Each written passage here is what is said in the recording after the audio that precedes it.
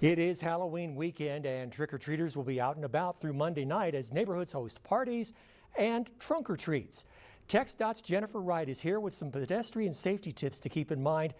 Jennifer, what should we be thinking about this weekend in terms of pedestrian safety? Well, who doesn't love Halloween and the free candy? So people should keep in mind that the excitement is running as high as everyone's blood sugar levels. And kids can be tempted to rush out ahead of parents and dart out onto the street.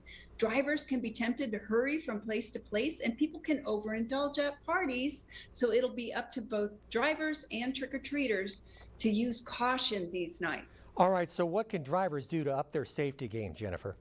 Well, drivers can slow down in areas where pedestrians are likely to be or where sight distances are limited. Avoid distracted driving. Put away your phone and tell everyone in the car you need to focus on driving.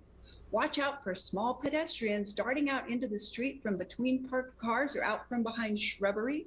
Keep a clean windshield to help you see better and cut down on glare. Remember that as soon as you step out of your car, you become a pedestrian. So true. And with this holiday, people are often both drivers and pedestrians. So what can pedestrians do to stay safe? Well, pedestrians can make themselves as visible to motorists as possible by carrying a flashlight, a glow stick, wearing reflective clothing. Wearing light or bright clothing is just not enough. Stay on the sidewalk, and if there isn't a sidewalk, walk facing traffic as far to the side as possible. Expect that drivers will not see you and wait for them to pass. Always look both ways before you cross the street. We learned that way a long time ago. Look left, look right, look left again. Follow the rules of the road, and even if you have the right of way, make sure that traffic has stopped or passed before you step into the street. And this will be easier to do if you're not distracted. That means don't talk or text while walking, especially if you're escorting little ones. Well, some folks will be out and about at Halloween parties. So what advice do you have for them?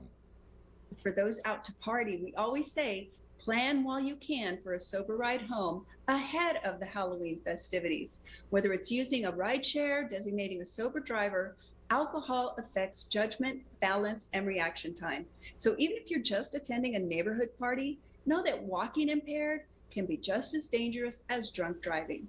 Good tips all. We'll keep them in mind. All right, let's talk about closures for next week.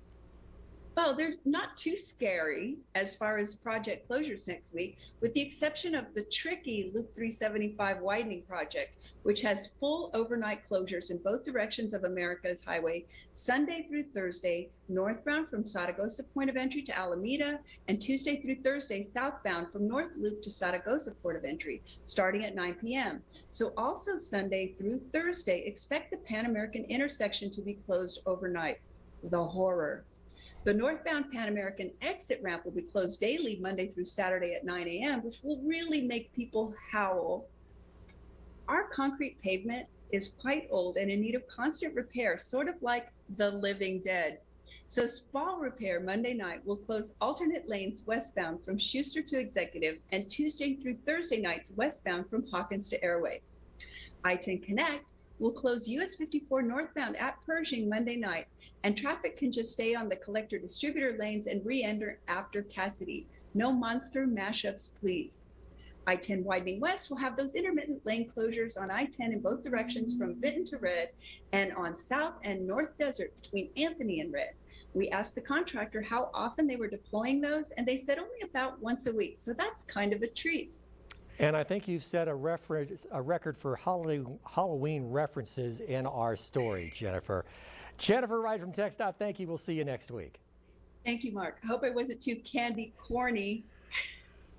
And one more for good measure.